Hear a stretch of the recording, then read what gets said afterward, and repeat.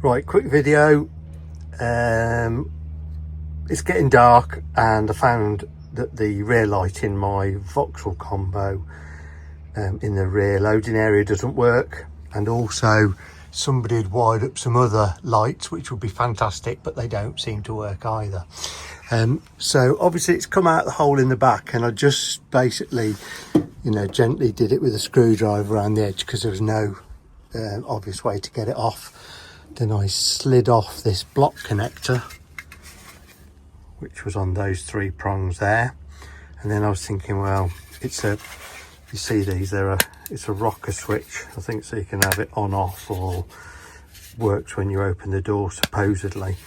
But then I looked at the back and obviously the bulb is in there, and I was just trying to figure out, and if you have a look, there's actually a little tab there, look. If you pop him up, there's your bulb inside, and he also looks, sorry about the filming,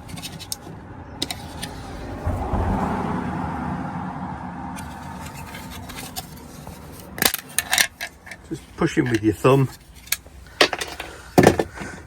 and he comes out, and that looks a bit black.